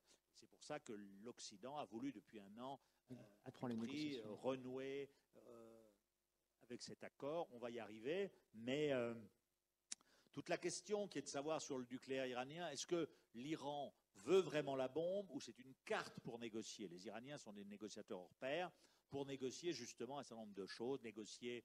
Qu'est-ce qu'ils veulent négocier? L'objectif stratégique de l'Iran, c'est de voir les Américains partir du Moyen-Orient pour se retrouver face à face avec leurs voisins arabes qui sont infiniment moins bien équipés, moins bons soldats, qui ont le rapport de force est largement en faveur des Iraniens. Et effectivement, l'Iran y arrive parce qu'aujourd'hui, vous avez vu que les États-Unis ont amorcé un retrait ou un recul. Ils ne vont pas partir complètement, mais quand même, ils se désengagent du Moyen-Orient. Et donc, en Irak, ils sont bien désengagés. L'Iran, à mon avis, d'ici quelques années, elle n'en est pas très loin, arrivera à une présence américaine très limitée. Et donc, à partir de là, le rapport de force entre l'Iran, puissance perse, et les Arabes sera en sa faveur. C'est ce qu'a compris Mohammed bin Salman, le jeune prince héritier saoudien fougueux, etc., qui, après avoir roulé des mécaniques en disant « je vais aller casser la gueule des Iraniens », alors que c'est que l'armée saoudienne, qui est le pays qui achète le plus d'armes au monde, mais Dieu merci, les utilise peu, parce qu'en général, ils ne savent pas beaucoup les utiliser, on voit ce que ça fait au Yémen, est revenu un petit peu les pieds sur terre, et aujourd'hui a entamé des négociations avec les Iraniens pour essayer de régler un certain nombre de litiges qui sont très importants entre l'Irak, le Yémen en particulier. Voilà, il y a une fracture aujourd'hui dans le monde arabe, on revient chiite-sunnite qui est très, très, très, très forte, hein, très, très prégnante. Mais l'Iran, pour en terminer sur ce point, l'Iran est un pays qui a beaucoup souffert des sanctions. C'est un régime islamique qui est quand même essoufflé. L'idéologie n'attire plus... Contesté sur le plan interne aussi? Très contesté, c'est ce que je veux dire. Très contesté. Donc, affaibli intérieurement, économiquement très affaibli, qui a besoin justement d'exporter de nouveau son pétrole et donc qui veut signer un accord avec l'Occident pour justement apporter un peu de mieux-être, de mieux vivre affaiblie intérieurement, mais forte extérieurement grâce à ses relais, le Hezbollah, les Houthis au Yémen, les milices chiites irakiennes en Irak, la Syrie, etc. Donc voilà un pays, mais qui suscite aussi beaucoup de, comment dirais-je, c'est un pays c'est à la fois un pays qui est fascinant, un régime difficile, une société extrêmement dynamique, une grande culture. Ceux qui sont allés en Iran à partir de 2015 ou avant même, les touristes français revenaient émerveillés parce que c'est vrai que c'est un pays de culture, c'est une civilisation. Mais c'est un pays aussi qui a une mauvaise presse parce que, vous avez vu, les femmes sont bâchées, mais elles doivent porter le voile. Celles qui le portent spontanément ou à la tradition iranienne, le tchador, sont très très voilées, tout en noir. Et d'autres, elles portent un petit carré Hermès. Mais c'est une société qui n'est pas libre et qui se rebelle aussi parce qu'il y a ça n'est pas une démocratie, c'est plutôt une théocratie. Il y a des élections quand même, contrairement à la plupart des pays du Golfe. Il y a des élections qui sont contrôlées, etc. Mais le peuple peut se prononcer, sauf que le cas de ces élections se resserre et que l'offre politique c'est un peu comme chez nous, étant de moins en moins attirante, il y a de plus en plus d'abstention. D'accord. Le dossier iranien, c'est vrai qu'il est très riche, vous en parlez longuement dans votre chapitre qui occupe une place centrale en réalité. On va retourner rapidement, parce que le temps passe vite, en Égypte, donc au Maghreb. Les analogies en réalité entre l'Égypte et la Libye ne sont pas nombreuses, mais c'est un autre État qui a été victime des insurrections populaires du printemps arabe, entre guillemets, avec le renversement de Hosni Moubarak et l'élection de Mohamed Morsi, qui a été à son tour renversé par l'officier Mohamed Abdel Fattah el-Sisi. Et malgré une ouverture démocratique qui a été douteuse et une dénonciation nombreuse sur les droits de l'homme, la France, elle semble considérer l'Égypte comme un partenaire stratégique crucial. Il me semble, vous le dites dans votre ouvrage, c'est le premier fournisseur d'armes et que Paris justifie par cette lutte commune contre le fondamentalisme religieux, les mouvances djihadistes. Et je voudrais vous citer dans notre ouvrage d'un militant égyptien qui dit « Les contrats dictent la posture de l'Élysée sur les droits de l'homme en Égypte ». Et c'est vrai que vous mettez en évidence ce cynisme exacerbé de la France. Et n'est-il pas problématique dans un sens où l'image est importante et plusieurs événements ont révélé cette problématique-là, notamment la décoration de la Légion d'honneur à El-Sisi, l'audition de Florence Parly sur le détournement des renseignements français pour mater les troubles internes. C'est une question qui est assez problématique pour la France en Égypte. Oui, en Égypte, effectivement, on va loin dans le soutien au général Sisi, qui incarne, comme vous l'avez dit, la restauration en empire du système autoritaire Moubarak, parce que sous Moubarak, il y avait des espaces. Sous Sisi, il y a une espèce de frénésie éradicatrice. Tout ce qui bouge est réprimé. Emmanuel Macron, lorsqu'il est allé la première fois en 2018 ou 2019, a essayé de parler des droits de l'homme, mais ça n'a pas très bien marché. Et donc après, effectivement, comme l'Égypte est devenue un de nos premiers marchés, notamment en termes d'armement, eh bien on ferme les yeux en fait. On ferme les yeux. Et il y a eu effectivement cette cérémonie de remise de la Légion d'honneur à Sisi, un peu en catimini côté français, mais sauf que les Égyptiens, eux, ont tout fait pour que ce soit médiatisé. Et donc, oui, effectivement, quand on connaît justement la position française dans les années 2011, au début des révoltes arabes, où pour faire oublier notre appui justement aux dictateurs, Ben Ali, Moubarak et compagnie, on est passé de l'autre côté à la proue de la vague révolutionnaire. Eh bien, aujourd'hui, on revient un peu sur nos pas, on revient un peu 12 ans en arrière. Donc là, effectivement, il y a un zigzag et les organisations de défense des droits de l'homme sont très remontées contre la France. Mais l'Égypte en profite aussi un peu parce que l'Égypte, c'est un grand pays, comme vous le savez. Il y a 100 millions d'habitants. C'est un pays qui prend 1 million d'habitants tous les 15 mois, qui n'a pas fait sa transition démographique. Donc, les dirigeants égyptiens surjouent un peu cette menace, disant si vous devez nous soutenir, parce que sinon, si jamais un jour il y a un problème, eh bien vous allez aussi voir des vagues migratoires arriver en France. Donc effectivement, vis-à-vis de l'Égypte, on est sur une posture, dire voilà, la menace, c'est l'islam politique, donc c'est les frères musulmans, et donc on soutient un régime qui lutte contre cette menace. Et Sisi, qui veut refaire un peu la grande armée égyptienne du temps de Nasser, nous achète plein d'armes. L'armée égyptienne, c'est un peu comme les gardiens de la révolution en Iran. C'est un pouvoir tentaculaire et comment dirais-je, exerce une influence très forte dans le domaine du business. Donc ils sont présents partout. Donc voilà, donc on cite aussi une fois un diplomate, et aussi c'est notre avis, qui dit que du temps du général de Gaulle, notre diplomatie fixait nos contrats. Aujourd'hui, c'est un petit peu nos contrats qui fixent notre diplomatie. Ouais. Donc on ferme un peu les yeux. C'est ce qu'on appelle une diplomatie sécuritaro-militaire, c'est-à-dire vis-à-vis de l'Égypte, vis-à-vis des Émirats arabes unis. Oui, justement, et on revient sur la posture qui était celle de la France, droit de l'homiste, qui était un peu excessive aussi, parce qu'on était dans la... Voilà, en France, on fait du zigzag. Donc jusqu'à 2011, on était les meilleurs copains de Bachar, de Ben Ali, de Moubarak, etc. 2011, pour faire oublier notre compagnonnage avec ces gens un peu dérangeants, on shift complètement. On passe du côté des révolutionnaires, tout le monde, etc. Donc Bachar va tomber, etc. Il ne tombe pas. Et puis aujourd'hui, on revient à une posture beaucoup plus... Donc voilà, c'est ça aussi qui fait que notre position française, elle manque de cap. Elle manque d'une ligne comme ça. Elle a été très vacillante, quoi. Donc on a perdu aussi cette vision un peu stratégique à moyen terme qui était notamment celle sous Chirac, où il y avait quand même une vision. Aujourd'hui, c'est le court-termisme. Ce qui compte, c'est si je vais au Liban, secouer les Libanais, dire qu'on va réformer le Liban, l'Algérie, c'est qu'est-ce que ça me rapporte en termes de politique intérieure dans les sondages. C'est ça qui compte.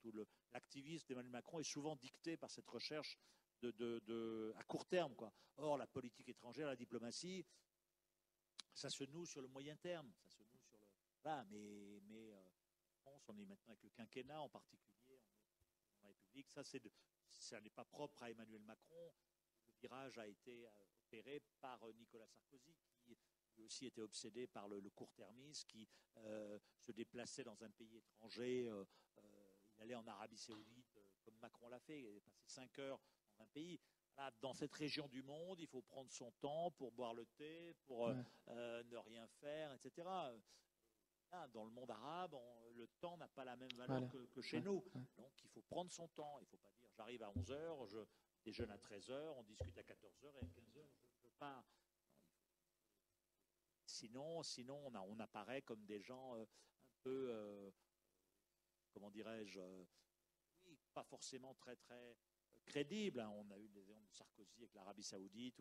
Voilà, il y a des codes à respecter. Et c'est vrai qu'on les respecte un peu moins maintenant. Ouais, parce que c'est vrai que ce manque de vision stratégique sur le long terme, il s'est traduit, comme vous dites, en Syrie. Parce que c'est vrai que la France était très proche de Assad, de son père aussi, et elle a misé sur le renversement du régime syrien lors des révolutions.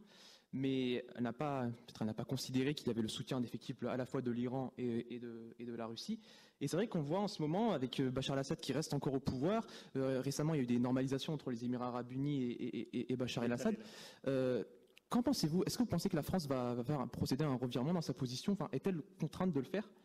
Elle sera...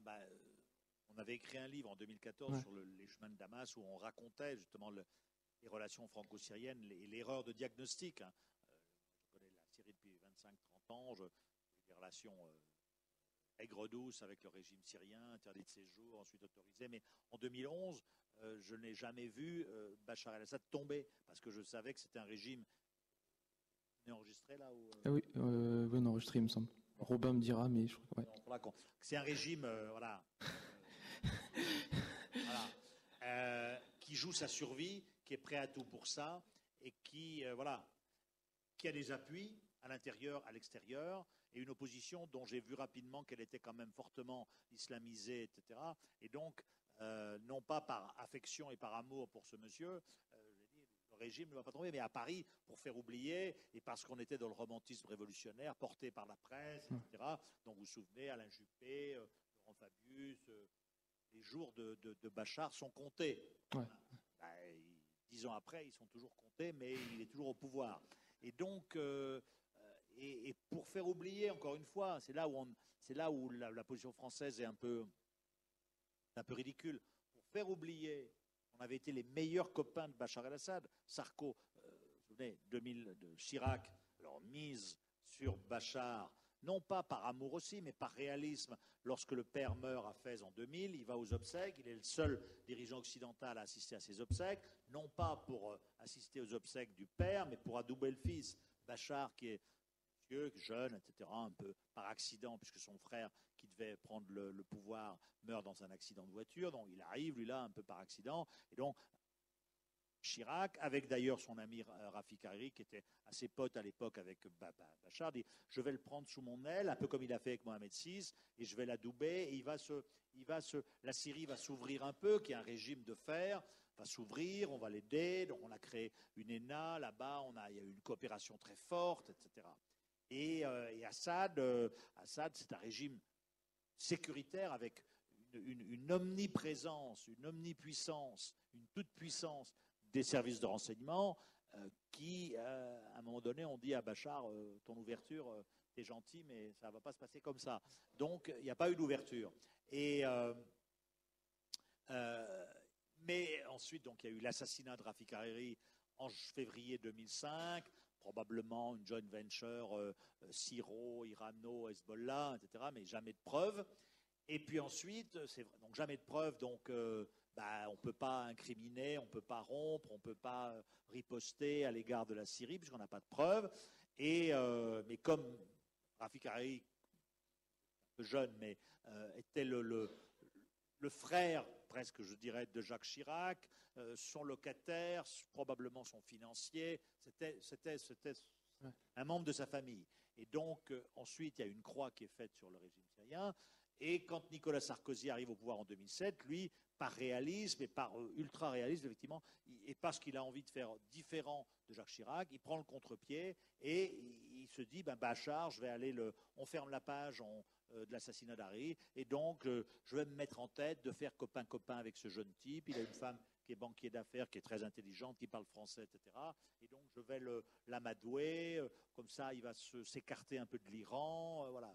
Et Bachar roule dans la farine Sarkozy, qui, vexé ensuite en 2011, lorsque la révolution éclate, eh bien, pour faire oublier ce compagnonnage, vous vous souvenez quand même, 14 juillet 2008, grande cérémonie de l'Union pour la Méditerranée qui a été un grand fiasco de Nicolas Sarkozy aussi, eh bien, mais à ce moment-là, réunion de tous les chefs d'État, Bachar parade, 2 ans avant, Chirac avait cette phrase, 3 ans avant, il faut faire rendre gorge à la Syrie. Et là, vous avez Bachar qui parade sur les Champs-Élysées. Donc là, c'est le roi du monde. Il boit du petit lait. Et donc, 2011, révolte, pour faire oublier justement les promesses non tenues d'ouverture, etc. On shift, on dit, voilà, il nous a trahis une nouvelle fois, ou en tout cas, voilà, on passe du côté des révolutionnaires, qui étaient représentés par de sympathiques universitaires opposants en France, mais qui représentaient eux-mêmes leurs cousins et pas grand-chose d'autre. Mais voilà, ils vendent l'idée, effectivement, d'un régime qui est sanglant, qui réprime, qui joue sa survie, donc qui est prêt à tout, y compris à détruire son pays. En tout cas, comme me l'a dit un jour un proche de Bachar el-Assad, on va expulser 6 millions de Syriens de notre pays et on se retrouvera ensuite entre nous, quoi. Bref. Et donc, on s'engage verbalement dans voilà, Bachar va tomber. En fait, bon, il n'est pas tombé. Et alors, pour revenir à votre question, et donc on a été à la pointe de la révolution.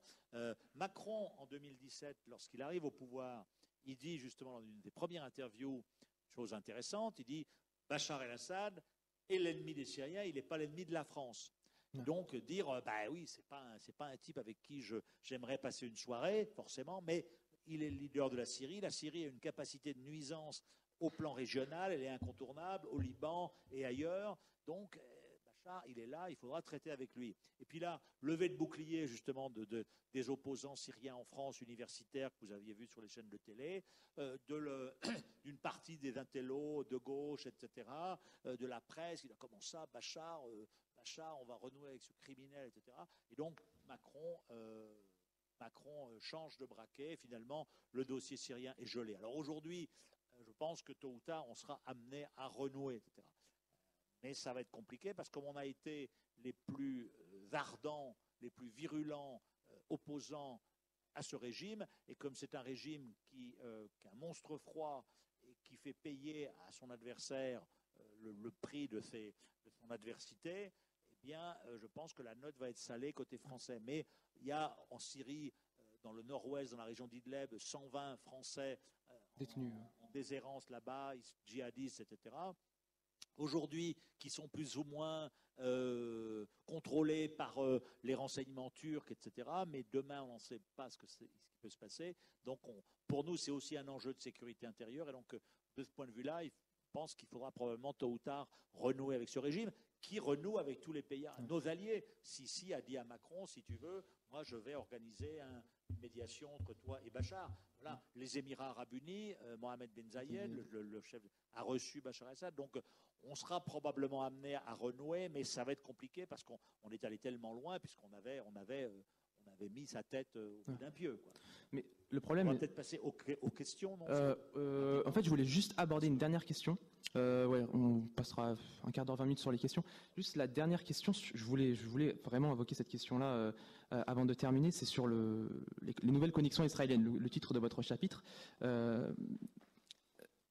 C'est sur le conflit israélo-palestinien. On ne peut pas évoquer la question du Moyen-Orient. C'est normal, hein, c'est normal. Le départ, c'est pour préparer le buffet d'après. On ne peut pas évoquer la question du Moyen-Orient sans évoquer le conflit israélo-palestinien. Et justement, dans votre ouvrage, vous soulignez le fait que la France, initialement, elle a joué un rôle très actif, notamment dans la légitimation de l'OLP, donc le mouvement palestinien dirigé par, j'ai plus son nom, Arafat, Yasser Arafat. Puis, avec la fin du mandat de Jacques Chirac, marque le rapprochement sensible avec Israël au détriment de la cause palestinienne. Et ce qui est assez original ici, c'est que la question, vous le dites, du conflit israélo-palestinien, elle s'est importée, elle est devenue limite un enjeu de politique intérieure. Enfin, elle s'est importée en France, sur le territoire. Ben oui, il y a eu des dérives, il y a eu des dérives et une récupération, enfin en tout cas par un certain nombre de comment dirais-je, organisations en France, souvent islamistes, liées au à l'UOIF, qui ont un peu terni cette cause parce qu'ils ont soutenu plus le Hamas palestinien, donc islamiste, que l'autorité palestinienne qui était notre interlocuteur. Donc ça a rejailli avec quelques dérives aussi antisémites, et donc c'est pas bon pour la défense de la cause palestinienne, qui est une cause juste, hein, mais qui simplement aujourd'hui c'est une cause oubliée parce que le conflit est oublié, parce que les Palestiniens sont divisés entre le Gaza, Hamas, islamiste, la Cisjordanie, Mahmoud Abbas, l'autorité palestinienne, un vieux monsieur de 85 ans qui donne une image déplorable de cette cause, qui s'agrippe au pouvoir. En face, Israël j'ai écrit mon premier bouquin il y a 20 ans sur les pierres au fusil, les secrets de l'intifada. Je racontais comment justement, à la lueur de cette deuxième intifada de 2000 à 2005, les Israéliens qui maîtrisent toutes les communications, qui ont tous les fax, qui contrôlent tout, telle disproportion dans à la fois militaire, diplomatique, médiatique, etc., un peu piégé les Palestiniens, et ils sont tombés dans le piège en militarisant cette révolte qui a échappé au contrôle d'Arafat, qui s'est islamisée aussi. Après le 11 septembre 2001, les attentats terroristes sont devenus inacceptables, même si c'est dans un contexte particulier, et donc les Palestiniens ont perdu. Et donc aujourd'hui, la cause palestinienne est oubliée, la presse en parle pratiquement plus, et s'est ajouté en France le terrorisme, et donc voilà, qui plaide plutôt en faveur d'Israël, qui, comme vous le savez, a une capacité à lutter contre le terrorisme importante, et qu'on retrouve par exemple dans la ville de Nice, qui a beaucoup acheté de matériel de sécurité israélienne, et allant même au-delà de ce qui est autorisé jusqu'à maintenant, se faisant, Nice question proche d'Israël, se faisant réprimander par la CNIL. Donc voilà, donc c'est un conflit mais les Israéliens ont réussi à profiter de cette division aujourd'hui dans le monde arabe entre chiites, sunnites, Iran et sunnites, pour apparaître comme les défenseurs d'un certain nombre de pays sunnites qui voient le retrait américain justement d'un mauvais œil, et donc dire, nous, Israéliens, pour les Émirats ou même pour l'Arabie, les Américains, notre protecteur, se retirant progressivement, nous, Israël, on va venir à votre place, à sa place, et on va vous fournir, MBS a eu, du matériel pour vous écouter, vous espionner, d'où le Pegasus, SO, et voilà. Et donc, on est à un moment charnière, effectivement. La prochaine étape de cette évolution sera sans doute la disparition du roi d'Arabie, le roi Salman, qui a 85 ans, et son remplacement par MBS, qui, après, aujourd'hui, il est freiné dans ses élans, je dirais, élan énamouré à l'égard d'Israël, mais lorsque le roi disparaîtra, qui est attaché, lui, quand même à la cause palestinienne, parce que Al-Aqsa, à Jérusalem, est le troisième lieu saint de l'islam. Or, l'Arabie saoudite, comme vous le savez, est le gardien des lieux saints de l'islam, la Mecque et Médine, ensuite Al-Aqsa. Salman, sur le conflit israélo-palestinien, dit attention, on ne peut pas normaliser nos relations avec Israël sans qu'il y ait une résolution du conflit. MBS dit la même chose, mais je ne suis pas certain qu'une fois son père disparu, il n'aille pas au-delà de ça. Donc, effectivement, le monde arabe a changé. On n'est plus. Voilà, la cause palestinienne, on a longtemps cru, un peu à tort, que c'était un peu la matrice de toutes les autres guerres. Et aujourd'hui, comme il n'y a plus c'est un conflit de très basse intensité, elle a disparu à la fois des écrans radars, des journaux, mais aussi de la diplomatie. D'autant que Emmanuel Macron n'a pas voulu se jeter sur ce dossier-là, il n'a pris aucun risque. Il sait que je veux dire, on peut le comprendre, il sait que c'est un conflit qui est inextricable, que la France ne veut pas jouer un rôle, que c'est les États-Unis qui sont la puissance importante, qui peuvent fixer les choses. Or, les Américains ne veulent pas pour des raisons de politique intérieure, d'appui, etc. Donc, il n'y a que des coups à prendre, plus c'est vrai je dirais d'un travail de groupe de pression. Donc, en fait, la cause palestinienne. Alors, je nuancerai un peu quand même parce qu'elle est oubliée, je dirais, parmi l'establishment politico-médiatique français. Mais on cite un sondage qui a été fait par la Fondation France-Israël et qui montre que l'image d'Israël n'est pas si bonne que ça en France. 57% ou 56% des Français ont une bonne image d'Israël. Donc, c'est pas un raz-de-marée. Donc, ça montre aussi que ce problème israélo-palestinien, tant qu'il ne sera pas résolu, restera une épine dans le pied à la fois pour Israël et pour son image à l'extérieur. On va prendre quelques questions. Ouais. En fait, j'aurais voulu aborder plus de questions, notamment la relation entre la France et la Turquie, mais là, il nous manque du temps. Je tenais vraiment à ce que le public puisse poser des questions. Je ne sais pas, est-ce qu'Xavier... je passe le micro. Si jamais des gens qui veulent poser des questions, vous avez juste à lever la main et on vous distribuera le micro. Donc voilà, je vous laisse la parole. Si jamais des gens veulent poser des questions.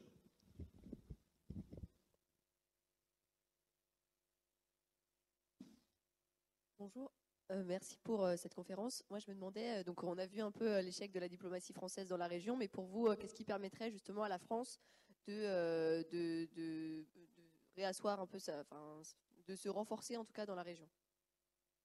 Je pense que ce qui permettrait à la France de se renforcer, c'est déjà si elle retrouvait économiquement un poids plus important, parce que ça permet de nouer d'approfondir nos relations. Ces pays-là, on les intéresse économiquement aussi, des partenariats. On ne peut pas uniquement exister par des grands contrats. Certes, c'est important de signer des grands contrats, mais il n'y a pas que ça. Il faut que l'apport économique français à l'égard de ces pays soit important. Ça, il faudrait qu'on retrouve une vitalité qui nous permettrait aussi d'attirer aussi un certain nombre de jeunes de ces pays-là en France. Il faudrait aussi quand même on ait peut-être une vision un peu moins hystérique de l'islam en France, parce que c'est vrai que si vous regardez les candidats à la présidentielle, si vous regardez un certain nombre de commentateurs, etc., vu l'autre rive de la Méditerranée, il y a quand même beaucoup de gens qui se disent que les Français ont un petit problème avec l'islam. Donc, et ça ne plaide pas en notre faveur, vu de l'autre côté de la Méditerranée. Et puis être conscient qu'on n'est plus une grande puissance, on ne peut plus faire tout seul, qu'Emmanuel Macron, c'est très gentil d'aller au Liban et de dire je vais au Liban et là, d'impliquer pas les Européens, de ne pas impliquer l'Iran, l'Arabie saoudite, les États-Unis. Donc, être conscient qu'on a une puissance moyenne, on peut agir parce qu'on a encore une voix qui porte, mais agir collectivement, en impliquant les Allemands, en impliquant les Italiens, les Espagnols, parce qu'ils ont une présence aussi portent, hein, parfois les Britanniques, voilà, agir collectivement et puis avoir un cap qui ne soit pas, une fois on est en faveur dictateur, une fois, alors de manière toujours à la française, c'est-à-dire flamboyant, parce qu'on est quand même un peu, quand vous vivez à l'étranger, vous vous rendez compte que le qualificatif qui est accolé souvent aux Français, c'est arrogant. C'est vrai qu'on a un peu quand même, notre président incarne un peu quand même cette arrogance avec beaucoup de brio parce qu'il est, hyper intelligent, ça c'est sûr, il comprend tout, il parle bien l'anglais, il est à l'aise, etc. Donc il incarne. Mais bon, je pense qu'il faut revenir un peu à plus de modestie et pour avoir, ne pas une fois donc être pro-révolutionnaire, ensuite être les meilleurs alliés des pouvoirs forts, une fois être allié avec le Qatar, ensuite faire oublier en étant allié avec les Émirats, avoir un cap. À partir de là, on pourra redevenir un pays écouté, dont le rôle médiateur est apprécié.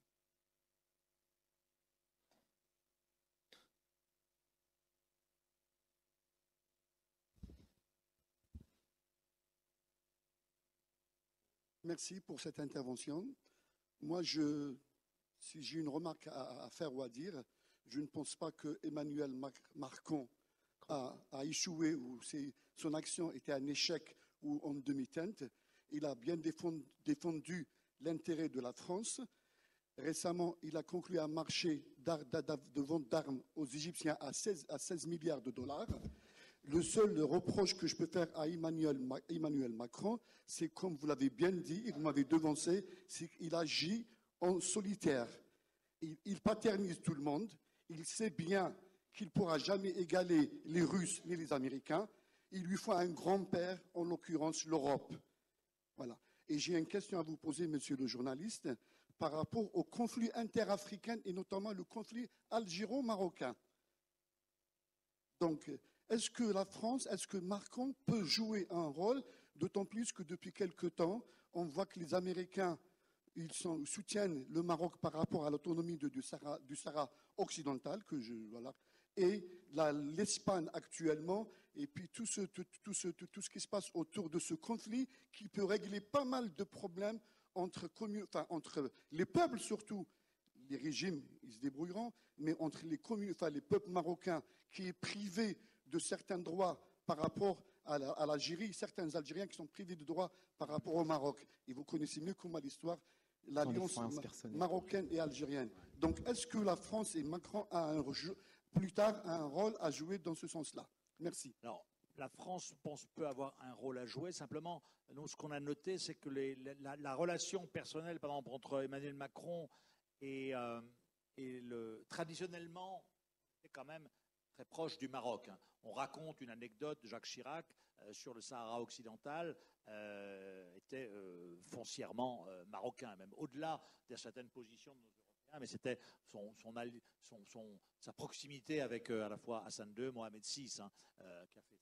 Bon, Sarkozy aussi, Hollande a un petit peu shifté, Emmanuel Macron a essayé justement de replacer un peu l'Algérie au centre du jeu. Il n'a pas une relation très bonne avec Mohamed VI parce que Emmanuel Macron, c'est comment dirais-je, c'est quelqu'un de foncièrement, c'est business. C'est-à-dire, Mohamed VI, il aurait aimé qu'il y ait une grande visite officielle d'État d'Emmanuel Macron avec parade, défilé, la para, etc. Voilà, dans la tradition de celle de Sarko et de Chirac, etc. La royauté accueille, etc. Macron, lui, c'est je viens 5 heures à Rabat, on discute business, on discute affaires, quoi. C'est pragmatique, c'est technique, etc. Et donc, il n'y a pas de fit entre eux. Ensuite, sur le Sahara occidental, oui, peut-être qu'on peut jouer une carte, mais je ne suis pas convaincu parce que je pense que c'est un dossier quand même extrêmement complexe. Et est-ce que la France a des moyens de pression sur les deux parties? Je ne suis pas convaincu. Donc, je pense que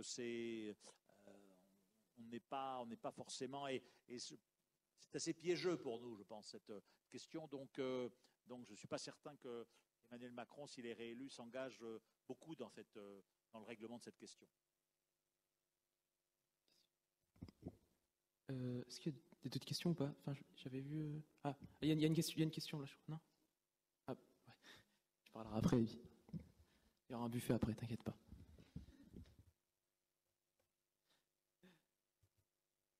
Bonsoir.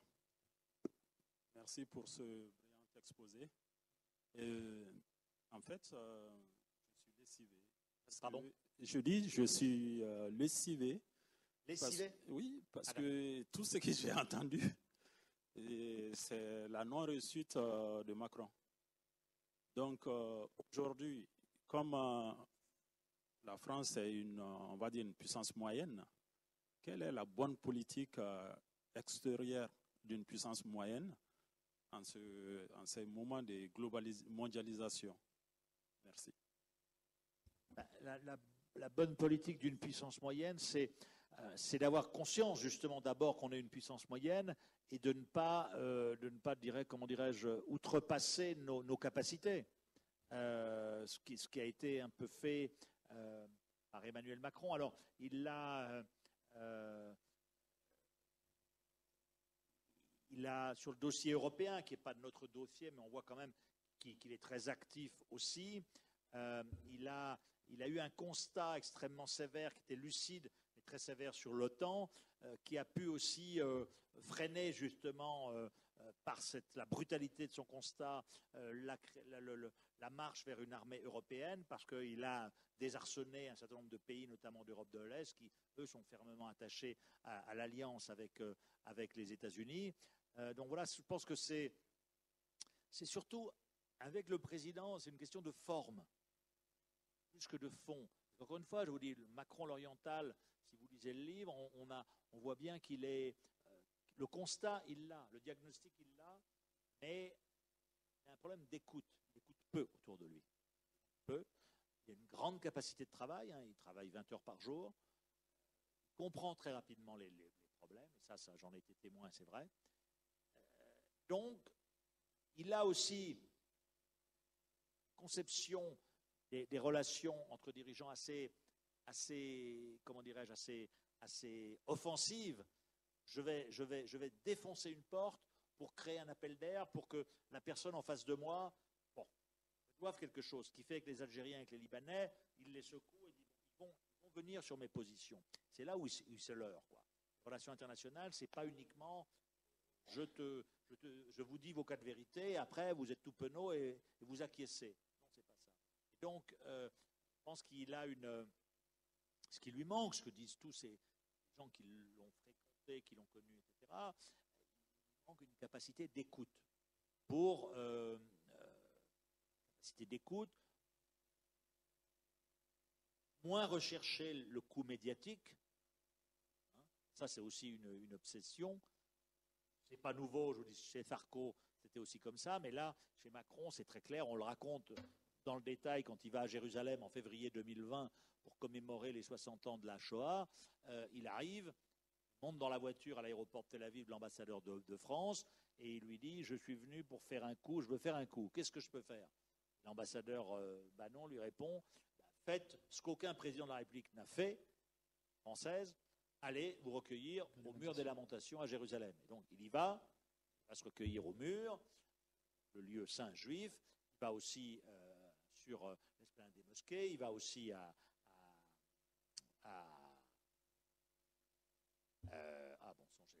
j'ai vécu 9 ans, mais j'ai oublié il va sur le Saint-Sépulcre, chrétien, etc. Et puis après, c'est là où c'est intéressant ce que je vais vous raconter, parce qu'il se met en tête d'aller dans la vieille ville, vous vous souvenez, faire un peu comme Jacques Chirac en 1996. Il va devant Sainte-Anne, qui est une institution religieuse française, propriété de la France. Et donc, Chirac, vous vous souvenez, en 96, moi j'étais à Jérusalem à ce moment-là, j'étais dans la rue, veut rentrer, et les Israéliens lui disent pas question, etc. Et Chirac dit comment ça? C'est la France, donc j'y rentrerai sans protection israélienne. Donc, fighting, vous vous souvenez, il y a You want me to go back home, etc. Et donc Chirac se fait une popularité extraordinaire dans le monde arabe. Emmanuel Macron refait la même chose. Mais il refait la même chose alors que c'est quelqu'un de l'entourage qui m'a raconté. Alors que le matin même, avec les Israéliens, ils s'étaient mis d'accord pour qu'il y ait 2 personne de la sécurité israélienne qui rentre avec lui à Sainte-Anne, donc il n'y a pas à se chamailler. Et donc, il se chamaille dans un anglais cassé pour imiter celui de Chirac. Et sauf que ça faisait faux. Et ça faisait faux, effectivement, quand on l'entend. Il parle bien l'anglais, quand même. C'est un avocat d'affaires, bien l'anglais. Petit accent français, mais il parle bien l'anglais. C'était pas Do you want me to go back à la Jacques Chirac. Donc, c'était grotesque. Le soir, ce témoin, on était à Ramallah avec le président qui voyait Mahmoud Abbas, et les copains palestiniens de Mahmoud Abbas étaient avachis sur leur fauteuil, ils regardaient la vidéo sur leur portable et personne ne rigolait, quoi. Donc là, il y a un côté chez lui un peu enfant-adulte. Pour revenir à l'altercation que j'ai eue avec lui, plutôt que lui a eu avec moi, le lendemain, il y a une députée du 15e arrondissement de Paris qui m'a dit « Mais ça ne m'étonne pas, le président est un enfant adulte. » C'est vrai qu'il a un côté, parfois, il y a une espèce d'immaturité comme ça. Donc, voilà, et je pense que c'est dommage parce qu'il a beaucoup de qualités. Il a une vision stratégique, il a, comme disait monsieur, il a un pragmatisme, mais simplement, il faut qu'il... Je pense que la forme doit être un petit peu améliorée. Il faut qu'il écoute davantage. Il a aussi une gestion humaine assez rugueuse. Hein. Je pense que c'est vrai qu'il n'a pas beaucoup d'affect. Hein. Il est rugueux, quoi, donc ça marche droit.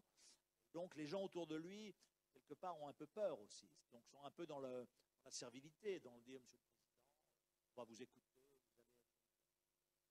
Donc je pense que s'il est réélu, comme les sondages semblent l'indiquer, je pense qu'effectivement, la grande question que les gens se posent, c'est est-ce qu'il écoutera davantage, quoi.